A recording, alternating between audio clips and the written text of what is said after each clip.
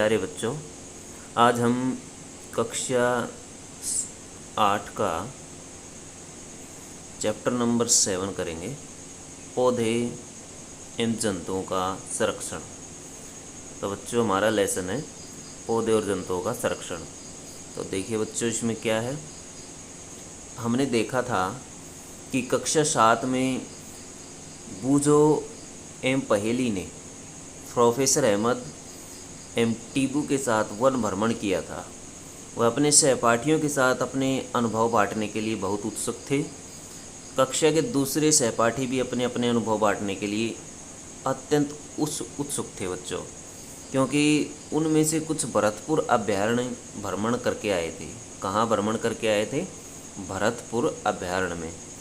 कुछ ने काजीरंगा राष्ट्रीय उद्यान, लोकचाऊ वन्य जंतु अभयारण्य तथा ग्रेट निकोबार बायोस्फीयर रिजर्व, बृहद निकोबार जैवमंडल संरक्षित क्षेत्र है बच्चों ये निकोबार बायोस्फीयर रिजर्व, और बाघ संरक्षित क्षेत्र इत्यादि के बारे में सुना था।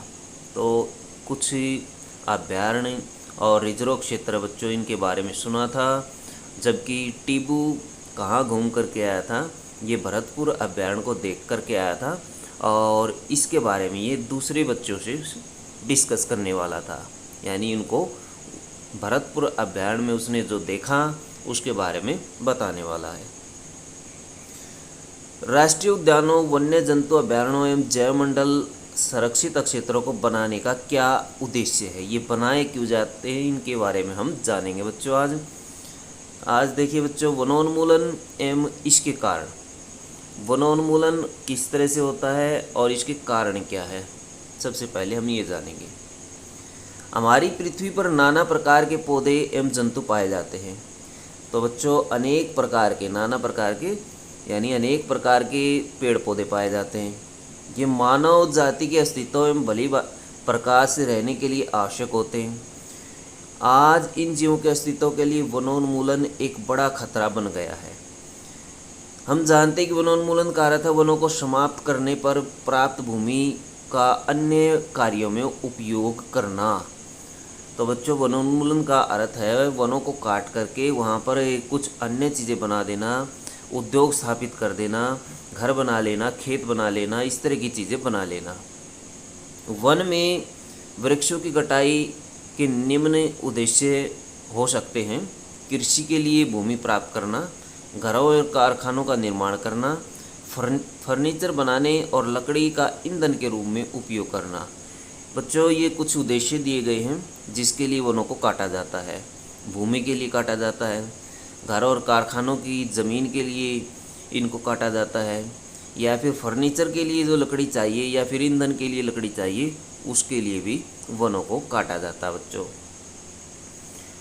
इसके परिणाम क्या हो सकते हैं?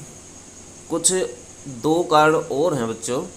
दावानल और भीषण सूखा भी वनोन्मूलन का प्राकृतिक कारक है। ये है प्राकृतिक कारक।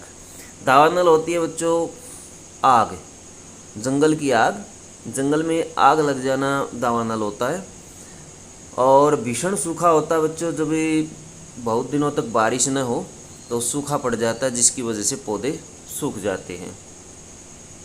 क्रियाकलाप देखिए बच्चों, अपनी सूची में वनोन्मूलन के अन्य कारणों को लिखिए और इन्हें प्राकृतिक और मानव निर्मित में वर्गीकृत करें।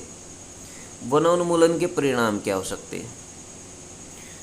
परिणाम क्या होंगे? पहेली और बूझो ने वनोन्मूलन के परिणाम याद करने का प्रयास किया। उन्हें स्मरण है कि वनोन्मूलन से पृथ्वी पर ताप एवं प्रदूषण के स्तर में वृद्धि होती है। किसमें वृद्धि हो जाती है? तापमान में, टेम्परेचर बढ़ जाता है बच्चों, और प्रदूषण का स्तर भी बढ़ जाता है। इससे वायुमंडल में कार्बन डाइऑक्साइड का स्तर बढ़ता है, भौम जल स्तर का भी निम्नीकरण हो जाता है। कार्बन डाइऑक्साइड की मात्रा वायुमंडल में इंक्रीज हो जाती है बच्चों, और भौम जल स्तर का निम्नीकरण हो जाता है। भौम जल स्तर होता है बच्चों भूमि के नीचे वाला जल। जो जल भूमि के नीचे स्थित है, अंडरग्राउंड वाटर है, वो उसका स्तर नीचे चला जाता है और उसकी मात्रा कम हो जाती है। उन्हें पता है कि वनोन्मूलन से प्राकृतिक संतुलन भी प्रभावित होता है। तो वनोन्मूलन से प्राकृतिक संतुलन बिगड़ जाता है। प्रोफेसर अहमद ने उन्हें बताया था कि कि यदि वृक्षों की इस प्रकार अनावरत कटाई चलती रही, यानी लगातार कटाई चलती रही, तो वर्षा में भी कमी आ जाएगी। हो रही वर्षा और भूमि की उर्वरता में कमी आ जाएगी, तो वर्षा में भी कमी और भूमि की उपजाऊ शक्ति में भी कमी आ जाएगी। इसके अतिरिक्त बाढ़ और सूखे जैसी प्राकृतिक आपदाओं की संभावनाएं बढ़ जाती है। ज़्यादा वृक्ष काटने से बाढ़ की संभावना बढ़ जाती है। अगर बारिश हो जाती है तो वो लगातार होती रहती है। अगर सूखा गिर जाए तो लगातार सूखा गिरता रहता है। याद कीजिए कि प्रकाश संश्लेषण की क्रिया में पौधों को भोजन बनाने के लिए कार्बन डाइऑक्साइड की आवश्यकता होती है। कम वृक्षों का अर्थ है कार्बन डाइऑक्साइड के उपयोग में कमी आना। यदि कार्बन डाइऑक्साइड कम प्रयोग की जाएगी तो वायुमंडल में इसका स्तर बढ़ जाएगा, जिससे वायुमंडल में इसकी मात्रा बढ़ जाती है। क्योंकि कार्बन डाइऑक्साइड पृथ्वी द्वारा उत्सर्जित ऊष्मीय विकिरणों का प्रग्रहण कर लेती है। बच्चों, यदि कार्बन डाइऑक्साइड पौधे नहीं लेंगे, पौधे होंगे ही नहीं, तो वो कार्बन डाइऑक्साइड नहीं लेंगे, और कार्बन डाइऑक्साइड नहीं लेंगे तो इसका स्तर वायुमंडल में बढ़ जाएगा और इनमें ऊष्मीय विकिरणों को अवशोषित करने की क्वालिटी होती है। तो ये ऊष्मीय विकिरणों को अवशोषित कर लेती है और पृथ्वी का तापमान बढ़ा देती है। अतः इसकी मात्रा में वृद्धि के परिणाम स्वरूप विश्वउष्णन होता है। इसी को विश्वउष्णन कहा जाता है। CO2 जो तापमान में वृद्धि कर देती है उसी को विश्वउष्णन कहते हैं। पृथ्वी के ताप में वृद्धि के कारण जल चक्र का संतुलन बिगड़ जाता है। जल चक्र बच्चों, समुद्रों से पानी वाष्पित होकर के वायुमंडल में चला जाना और वायुमंडल से बादल का रूप ले लेना और वापस फिर बादल बारिश के रूप में अथवा वर्षा के रूप में उसी जल का नीचे आ जाना, समुद्रों में मिल जाना, नदियों में मिल जाना, इस तरह के चक्कर को कहा जाता है जल चक्कर। जल चक्कर का संतुलन बिगड़ जाएगा और वर्षा दर में कमी आती है, जिसके कारण सूखा पड़ता है। तो बच्चों, इससे वर्षा में भी कमी आती है और सूखा पड़ता है। मृदा के गुणों में परिवर्तन आने का मुख्य कारण वनोन्मूलन है। किसी एक क्षेत्र की मृदा के भौतिक गुणों पर वृक्षारोपण और वनस्पति का प्रभाव पड़ता है। कक्षा 7 का स्मरण कीजिए, वृक्ष किस प्रकार मृदा अपरदन को रोकते हैं। मृदा अपरदन होता है बच्चों भूमि कटाव। भूमि पर वृक्षों की कमी होने से मृदा अपरदन अधिक होता है। यदि वृक्ष कम होंगे तो मृदा का कटाव ज़्यादा होगा, क्योंकि वृक्ष भूमि को बांधे रखते हैं, जकड़े रखते हैं। भूमि पर वृक्षों की कमी होने से मृदा अपरदन अधिक होता है। मृदा की ऊपरी परत हटाने से नीचे की कठोर चट्टानें दिखाई देने लगती हैं। इससे मृदा में ह्यूमस की कमी हो जाती है बच्चों। ह्यूमस होता है एक उपजाऊ तत्व होता है जो कि मृदा की ऊपरी सतह में मौजूद होता है। इसकी उर्वरता भी अपेक्षाकृत कम होती है। धीरे धीरे उर्वर भूमि मरुस्थल में परिवर्तित हो जाती है। इसी को मरुस्थलीकरण कहा जाता है बच्चों। मरुस्थलीकरण जहाँ पौधे कम होते हैं। वनोन्मूलन से मृदा की जल धारणा क्षमता और भूमि की ऊपरी सतह से जल के नीचे की ओर अंतःस्रवण पर भी विपरीत प्रभाव पड़ता है, जिसके परिणाम स्वरूप बाढ़ आती है। मृदा के अन्य गुण जैसे पोषक तत्वों गठन इत्यादि भी वनोन्मूलन के कारण प्रभावित होते हैं। हमने कक्षा 7 में पढ़ा था कि वनों से हमें अनेक उत्पाद प्राप्त होते हैं। इन उत्पादों की सूची बनाइए।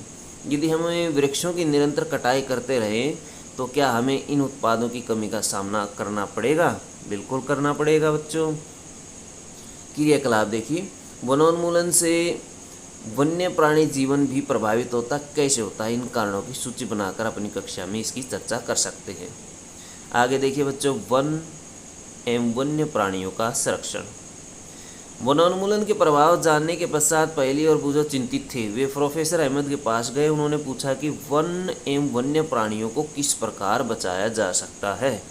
तो बच्चों, किस तरह से बचाया जा सकता है इसके बारे में स्टडी करेंगे। अब प्रोफेसर अहमद ने पहली एवं बुझो और उनके सहपाठियों के लिए जैवमंडल संरक्षित क्षेत्र के भ्रमण का आयोजन किया। इसके लिए उन्होंने पंचमढ़ी जैवमंडलीय संरक्षित क्षेत्र को चुना। कौन से क्षेत्र को? पंचमढ़ी जैवमंडलीय संरक्षित क्षेत्र।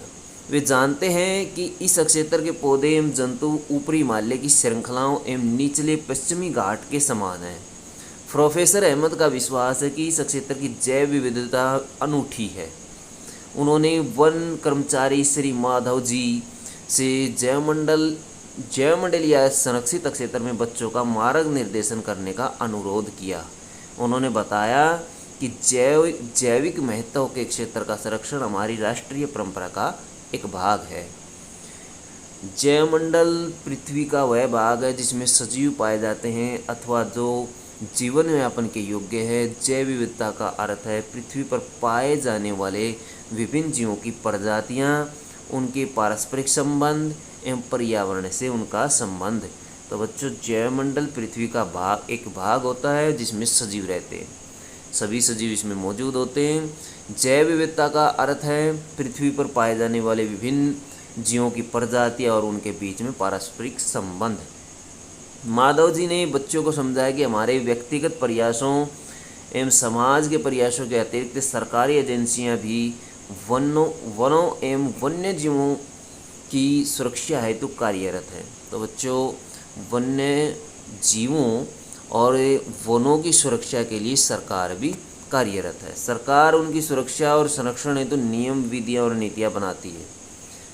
वन्य जीव अभयारण्य, राष्ट्रीय उद्यान, जैव मंडल आरक्षित क्षेत्र इत्यादि पौधों एवं जंतुओं के लिए संरक्षित एवं सुरक्षित क्षेत्र हैं।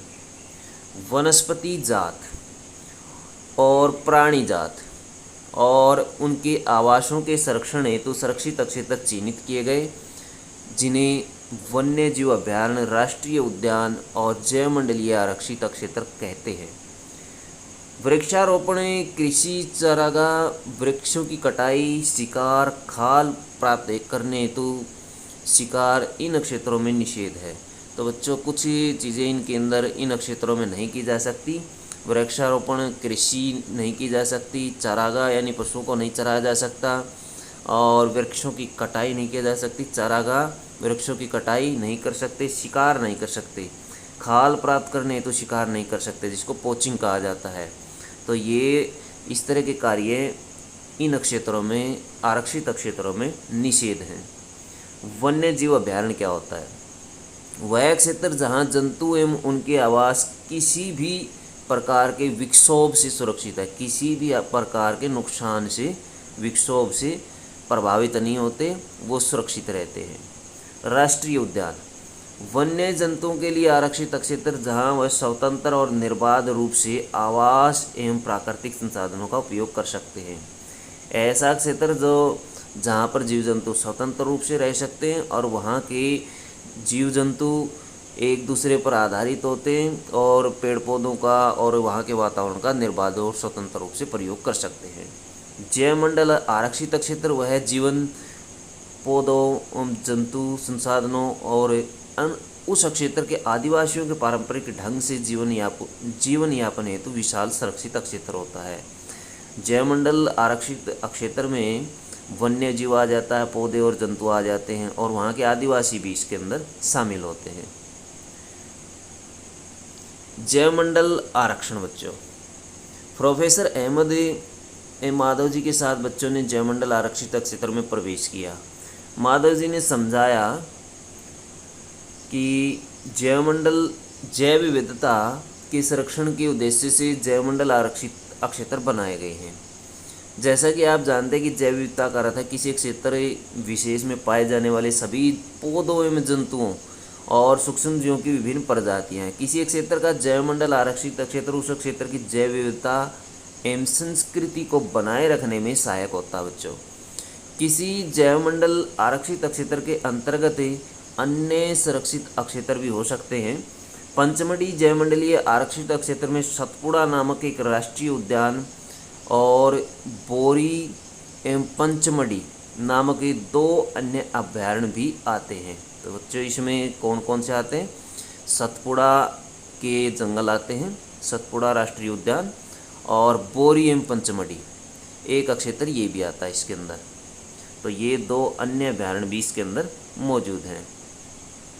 तो बच्चों, ये चित्र आप देख रहे होंगे, इस चित्र में देखिए पंचमढ़ी अभयारण्य, पंचमढ़ी जैवमंडल आरक्षित क्षेत्र इसका पूरे का नाम है। और ये बोरी अभयारण्य आप देख सकते हैं। और ये सतपुड़ा राष्ट्रीय उद्यान है और पूरे को हम पंचमढ़ी जैवमंडल आरक्षित क्षेत्र कह सकते हैं। तो बच्चों ये चित्र आपने देखा, इसमें पंचमढ़ी जैवमंडल आरक्षित के बारे में जानकारी ली। आगे हम पढ़ेंगे पेड़ पौधे एवं जीव जंतु।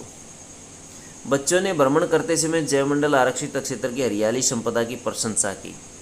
वे लंबे लंबे सागौन अथवा टीक के वृक्षों एवं वन्य प्राणियों को देखकर प्रसन्न थे।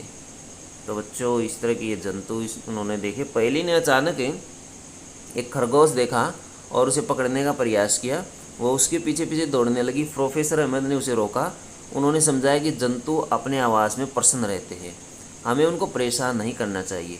माधव जी ने समझाया कि कुछ जंतु एवं पौधे एक विशेष क्षेत्र में पाए जाते हैं। किसी विशेष क्षेत्र में पाए जाने वाले पेड़ पौधे उस क्षेत्र के वनस्पति जात एवं जीव जंतु प्राणी जात कहलाते हैं। पेड़ पौधों को वनस्पति जात कहते हैं बच्चों, और जीव जंतुओं को प्राणी जात कहा जाता है। साल, सागौन, आम, जामुन, सिल्वर फर्न, अर्जुन इत्यादि वनस्पति जात हैं तथा चिंकारा, नीलगाय, बार्किंग हिरण, चीतल, तेंदुआ और जंगली कुत्ता, भेड़िया इत्यादि पंचमढ़ी जैवमंडल आरक्षित क्षेत्र के प्राणी जात हैं। तो बच्चों इसमें चित्र में देखिए कुछ चित्र दिए गए हैं जीव जंतुओं के।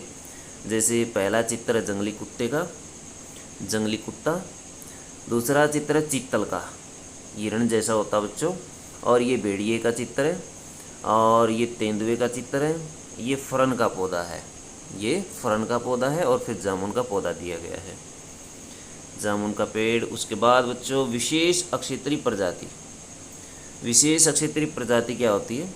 बच्चे शीघ्र ही शांतिपूर्वक एक गहरे वन में प्रविष्ट हो गए। बच्चे एक विशालकाय गिलहरी को देखकर अचंभित रह गए। इस गिलहरी की एक लंबी फरदार पूंछ है। वे इसके विषय में जानने के लिए उत्सुक हैं। माधव जी ने बताया कि इसे विशाल गिलहरी कहते हैं और यह यहाँ की विशेष अक्षेत्रीय स्पीशीज है। पौधे एवं जंतुओं की वह स्पीशीज जो किसी विशेष क्षेत्र में विशेष रूप से पाई जाती है विशेष क्षेत्रीय स्पीशीज कहलाती है। ऐसी स्पीशीज अथवा ऐसी जाति किसी भी पौधे अथवा जंतु की जो किसी एक ही क्षेत्र में पाई जाती हो, विशेष क्षेत्र में पाई जाती है, विशेष क्षेत्रीय स्पीशीज कहा जाता है। ये किसी अन्य क्षेत्र में प्राकृतिक रूप से नहीं पाई जाती। किसी विशेष प्रकार का पौधा या जंतु किसी विशेष क्षेत्र, राज्य अथवा देश की विशेष क्षेत्रीय हो सकते हैं। माधव जी ने पंचमढ़ी जैवमंडल आरक्षित क्षेत्र में स्थित साल और जंगली आम के पेड़ को क्या कहा बच्चों? दिखाकर विशेष क्षेत्रीय जगत का उदाहरण दिया। दिखा करके विशेष क्षेत्रीय वनस्पति जगत। हमने देखा कि गिलहरी यहाँ की विशेष क्षेत्रीय स्पीशीज थी। अब इन्होंने बताया कि साल और जंगली आम भी यहाँ के विशेष क्षेत्रीय पौधे हैं। ये केवल यहीं पाए जाते हैं, इसी अभ्यारण्य में। विशन भारतीय विशाल गिलहरी चित्र में आप देख सकते हैं, चित्र 7.3 भी। ये वाला चित्र देखिए बच्चों, इसकी के नीचे दिया गया है ये वाला चित्र। तथा उड़ने वाली गिलहरी इस क्षेत्र के विशेष क्षेत्रीय प्राणी है। प्रोफेसर अहमद ने बताया कि इसके आवास के नष्ट होने, बढ़ती हुई जनसंख्या एवं नई स्पीशीज के प्रवेश से विशेष क्षेत्रीय स्पीशीज के प्राकृतिक आवास पर प्रभाव पड़ सकता है और इसके अस्तित्व को भी खतरा हो सकता है। स्पीशीज सजीवों की समष्टि का वह समूह है बच्चों। स्पीशीज क्या होती है? जो एक दूसरे से अंतर्जनन करने में सक्षम होते हैं। इसका अर्थ है कि एक जाति के सदस्य केवल अपनी जाति के सदस्यों के साथ अन्य जाति के सदस्यों को छोड़कर जननक्षम संतान उत्पन्न कर सकते हैं। एक जाति के सदस्यों में सामान्य लक्षण पाए जाते हैं। एक ही जाति के जंतुओं को स्पीशीज कहा जाता है बच्चों। जैसे मनुष्य है, इसी तरह से जीव जंतु होते हैं। तो बच्चों जीव जंतुओं में भी अलग अलग स्पीशीज अथवा प्रजातियाँ पाई जाती हैं। वन्य प्राणी अभ्यारण्य। वन्य प्राणी अभयारण्य क्या होता है?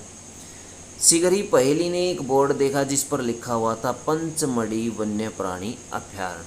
प्रोफेसर अहमद ने बताया कि आरक्षित वनों की तरह ही कुछ ऐसे क्षेत्र हैं जहां वन्य प्राणी सुरक्षित एवं संरक्षित रहते हैं, इन्हें वन्य प्राणी अभयारण्य कहते हैं। माधव जी पुनः बताते हैं कि अभयारण्य वह स्थान है जहां प्राणियों एवं जंतुओं को मारना या शिकार करना अथवा पकड़ना पूर्णतः निषिद्ध और दंडनीय अपराध है। कुछ महत्वपूर्ण संकटापन वन्य जंतु जैसे कि काले हिरण, सफेद आंखों वाले हिरण, हाथी, सुनहरी बिल्ली, गुलाबी सिर वाली बत्तख, घड़ियाल, कच्छ, मगरमच्छ, अजगर, गेंडा इत्यादि हमारे वन्य प्राणी अभयारण्यों में सुरक्षित और संरक्षित है। भारतीय अभयारण्यों में अनूठे दृश्य भूमि, बड़े समतल वन, पहाड़ी वन, बड़ी नदियाँ के डेल्टा की झाड़ी और बुशलैंड है। यह अफसोस की बात है कि संरक्षित क्षेत्र भी जीवों के लिए सुरक्षित नहीं रहे, क्योंकि इनके आसपास के क्षेत्र में रहने वाले लोग उनका अतिक्रमण करके उन्हें नष्ट कर देते हैं। अतिक्रमण होता बच्चों वनों की अंदर पेड़ पौधों को काट लेना, वहाँ की ज़मीन पर कब्जा कर लेना, वहाँ की ज़मीन पर खेती करना, ये अतिक्रमण होता। बच्चों को प्राणी उद्यान अथवा चिड़ियाघर भ्रमण की याद ताज़ा करने को कहा जाता है। उन्हें स्मरण है कि प्राणी उद्यान भी वह क्षेत्र है जहाँ प्राणियों और जंतुओं का संरक्षण करते हैं अथवा बचाव करते हैं। तो बच्चों चिड़ियाघर और वन्य प्राणी अभयारण्य के बारे में जानेंगे आगे।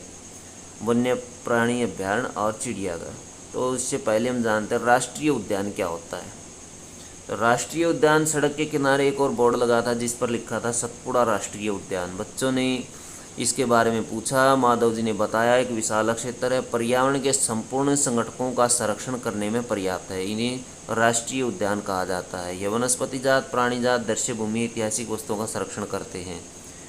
किसका संरक्षण करते हैं? वनस्पति जात, प्राणी जात, दृश्य भूमि और ऐतिहासिक वस्तुएं बीच में आ जाती हैं। सतपुड़ा राष्ट्रीय उद्यान भारत का एक प्रथम वन आरक्षित वन है। आरक्षित वन है ये, सबसे पहला आरक्षित वन है। सर्वोत्तम किस्म की टीक अथवा सागौन इस वन में मिलती है। सतपुड़ा राष्ट्रीय उद्यान की चट्टानों में आवास अथवा शरण भी स्थित है। इन वनों में मनुष्यों की गतिविधियों के प्रागैतिहासिक प्रमाण हैं, जिससे हमें आदि मानव के जीवन यापन के बारे में पता चलता है। चट्टानों के इन मानव आवासों में कुछ पेंटिंग कलाकृतियाँ भी मिलती हैं। पंचमढ़ी जैवमंडल संरक्षित क्षेत्र में 55 चट्टानी आवास की पहचान की जा चुकी है। 55 चट्टानी आवासों की पहचान की जा चुकी है। जंतु एवं मनुष्य को इन कलाकृतियों में लड़ते हुए, शिकार करते हुए, नृत्य करते हुए और वाद्य यंत्रों को बजाते हुए दर्शाया गया है। आज भी अनेक आदिवासी जंगलों में रहते हैं। जैसे बच्चे आगे बढ़े उन्हें एक बोर्ड पर दिखाई दिया जिस पर लिखा था सतपुड़ा बाघ आरक्षित क्षेत्र। माधव जी बताते हैं कि हमारी सरकार ने बाघों के संरक्षण हेतु प्रोजेक्ट टाइगर अथवा बाघ परियोजना लागू की। इस परियोजना का उद्देश्य हमारे देश में बाघों की उत्तरजीविता और संवर्धन करना था, यानी बाघों को सेव करना था, बाघों को बचाना और उनकी वृद्धि को बढ़ाना था। ये बाघ का चित्र आप देख सकते हैं, जंगली भैंसा, बारहसिंगा। उसके बाद देखिए बच्चों, बाघ उन स्पीसीज में से एक है जो धीरे धीरे हमारे वनों से विलुप्त होते जा रहे हैं, परंतु सतपुड़ा आरक्षित क्षेत्र में बाघों की संख्या में वृद्धि हो रही है। अतः यह संरक्षण का अनूठा उदाहरण है। किसी समय शेर, हाथी, जंगली भैंसे तथा बारहसिंगा भी सतपुड़ा राष्ट्रीय उद्यान में पाए जाते थे। वे जंतु जिनकी संख्या एक निर्धारित स्तर से कम होती जा रही है वे विलुप्त हो सकते हैं।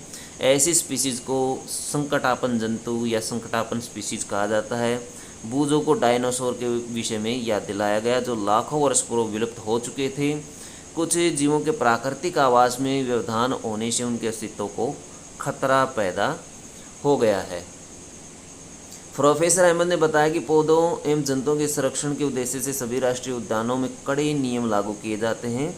मानवीय गतिविधियां जैसे कि चराना, अवैध शिकार, जानवरों को पकड़ना या मारना, जलावन, पौधे की लकड़ी, औषधीय पौधे एकत्रित करना स्वीकार्य नहीं है। तो कुछ कार्य वहाँ पर निषेध हैं। माधव जी पहले को बताते हैं कि बड़े जंतुओं की अपेक्षा छोटे प्राणियों के विलुप्त होने की संभावना कहीं अधिक है।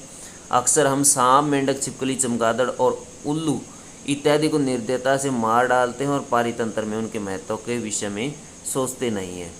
उनको मारना हम स्वयं को हानि पहुंचा रहे हैं। यद्यपि वे आकार में छोटे हैं, परंतु पारितंत्र में उनका योगदान जो है ज़्यादा है, उनको अनदेखा नहीं किया जा सकता। ये आहार जाल और आहार श्रृंखला के भाग होते हैं बच्चों। ये आहार जाल और आहार श्रृंखला क्या होती है? सभी जीव जंतु एक दूसरे से जुड़े हुए हैं, एक दूसरे से लिंक हैं। जैसे हम छोटे जंतुओं पर निर्भर हैं या पेड़ पौधों पर निर्भर हैं, तो पेड़ पौधे किसी अन्य जंतु पर निर्भर हैं, तो इस तरह से एक दूसरे से रिलेटेड हैं सभी जंतु। उसको आहार जाल और आहार श्रृंखला कहा जाता है, जिसके बारे में आप कक्षा 7 में पढ़ चुके हैं। किसी क्षेत्र के सभी पौधे, प्राणी और सूक्ष्म जीव अजैव घटकों जैसे जलवायु, भूमि, नदी, डेल्टा इत्यादि संयुक्त रूप से किसी पारितंत्र का निर्माण करते हैं। बच्चों, ये पारितंत्र की परिभाषा है, जिसमें सभी सूक्ष्म जीव, अजैव घटक, जलवायु, भूमि, तापमान, इस तरह की चीज़ें सारी इसके अंदर शामिल हो जाती हैं किसी पारितंत्र में। तालाब एक पारितंत्र है और जंगल एक दूसरा एग्जाम्पल पारितंत्र का। रेड डाटा पुस्तक, प्रोफेसर अहमद को रेड डाटा पुस्तक के विषय में समझाते हैं। प्रोफेसर अहमद बच्चों को रेड डाटा पुस्तक के बारे में समझाते हैं और बताते हैं कि रेड डाटा पुस्तक वह पुस्तक है जिसमें संकटापन स्पीसीज का रिकॉर्ड रखा गया है। संकटापन ऐसी स्पीसीज या तो जो विलुप्त हो चुकी है या विलुप्त होने की कगार पर है। पौधे और जंतुओं एवं अन्य स्पीसीज के लिए अलग अलग रेड डाटा पुस्तकें हैं। रेड डाटा पुस्तक के विषय में अधिक जानकारी के लिए आप कंप्यूटर पर www.wil.gov.in, ENVIS और प्राइमेट्स पेज, ये वाली आप साइट इसके ऊपर जा कर के आप इसके बारे में जानकारी ले सकते हैं। तो बच्चों, ये वेबसाइट दी गई है, इससे आप इसकी जानकारी प्राप्त कर सकते हैं। आगे हम जानेंगे प्रवास के बारे में। प्रवास, माधव जी के निर्देशन में भ्रमण पार्टी गहरे वन में प्रवेश करती है और वह तवा सुरक्षित क्षेत्र में कुछ समय के लिए आराम करती है। अब कहाँ पहुँच गए बच्चों? तवा सुरक्षित क्षेत्र में। पहेली ने नदी के समीप कुछ पक्षी देखे। माधव जी बताते हैं कि यह प्रवासी पक्षी हैं। ये पक्षी संसार के अन्य भागों से उड़कर यहाँ आए हैं। जलवायु में परिवर्तन के कारण प्रवासी पक्षी प्रत्येक वर्ष सुदूर क्षेत्रों से एक निश्चित समय पर उड़कर आते हैं। यहाँ अंडे देने के लिए आते हैं, क्योंकि उनके मूल आवास में अधिक शीत अथवा सर्दी के कारण वह स्थान उनके लिए अनुकूल नहीं होता। ऐसे पक्षियों को उड़कर सुदूर स्थानों अथवा सुदूर क्षेत्रों तक लंबी यात्रा करनी होती है। इसी वजह से इनको प्रवासी कहा जाता है। प्रवासी पक्षी कहलाते हैं, जैसा कि पहेली ने कक्षा 7 में पढ़ा। तो प्रवासी पक्षी वो होते हैं बच्चों जो अपना स्थान बदल लेते हैं जलवायु के अनुसार। कागज़ का पुनर्चक्रण, प्रोफेसर अहमद का ध्यान वनोन्मूलन के एक और कारण की ओर आकर्षित करते हैं। वह बताते हैं कि 1 टन कागज़ प्राप्त करने के लिए पूर्ण रूपेण विकसित 17 वृक्षों को काटा जाता है। 1 टन कागज़ के लिए 17 वृक्षों को काटा जाता है। अतः हमें कागज़ की बचत करनी चाहिए। प्रोफेसर अहमद यह भी बताते हैं कि उपयोग के लिए कागज़ का 5 से 7 बार तक पुनर्चक्रण किया जा सकता है। यदि कोई छात्र दिन में मात्र 1 कागज़ की बचत करता है तो हम 1 वर्ष में अनेक वृक्ष बचा सकते हैं। हमें कागज़ की बचत करनी चाहिए, इसका पुनः उपयोग एवं पुनर्चक्रण करना चाहिए। इसके द्वारा हम न केवल वृक्षों को बचाएंगे वरन कागज़ उत्पादन के उपयोग में आने वाले जल एवं ऊर्जा की बचत भी कर सकते हैं। इसी के साथ साथ कागज़ उत्पादन के उपयोग में आने वाले हानिकारक रसायनों में भी कमी आएगी। बच्चों, क्या वनोन्मूलन का कोई स्थायी हल है? वनोन्मूलन का स्थायी हल है पुनर्वनरोपण। पुनर्वनरोपण बच्चों, प्रोफेसर अहमद का सुझाव है कि वनोन्मूलन का उत्तर पुनर्वनरोपण है। पुनर्वनरोपण में काटे गए वृक्षों की कमी को पूरा करने के उद्देश्य से नए वृक्षों का रोपण करना है। जो वृक्ष काटे जाते हैं उनके स्थान पर नए वृक्ष लगाने चाहिए। रोपण वाले वृक्ष सामान्यतः उसी स्पीशीज के होते हैं जो उस वन में पाए जाते हैं। हमें कम से कम उतने वृक्ष तो लगाने ही चाहिए जितने हम काटते हैं। प्राकृतिक रूप से भी वनों का पुनर्वन रोपण हो सकता है। यदि वनोन्मूलित क्षेत्र को आबादित छोड़ दिया जाए तो वह स्वतः पुनर्स्थापित हो जाता है। प्राकृतिक वन रोपण में मानव गतिविधियों का कोई स्थान नहीं है। हम अपने वनों को अब तक बहुत अधिक नष्ट कर चुके हैं। यदि हमें अगली पीढ़ी के लिए हरी संपदा बनाए रखनी है तो अधिक वृक्षारोपण ही एकमात्र विकल्प है। प्रोफेसर अहमद ने उन्हें बताया कि भारतीय वन अधिनियम, इस अधिनियम का उद्देश्य प्राकृतिक वनों का परिरक्षण एवं संरक्षण करना है। साथ ही साथ ऐसे उपाय भी करना जिससे वन में और उसके समीप रहने वाले लोगों की आधारभूत आवश्यकताओं की पूर्ति हो सके। कुछ समय विश्राम करने के पश्चात माधव जी ने बच्चों को वापस चलने को कहा, क्योंकि सूर्यास्त के पश्चात वन में रुकना ठीक नहीं है। वापस आने के बाद प्रोफेसर अहमद एवं बच्चों ने इस उल्लासपूर्ण अनुभव के लिए माधव जी का आभार व्यक्त किया। तो बच्चों, ये था आपका लेसन। इसके क्वेश्चन आंसर हम अगली वीडियो में करेंगे, जो आपको डिस्क्रिप्शन बॉक्स में मिल जाएगी। इसका लिंक आपको डिस्क्रिप्शन बॉक्स में मिल जाएगा। तो बच्चों, वीडियो अच्छी लगे तो लाइक करें, हमारे चैनल को सब्सक्राइब करें।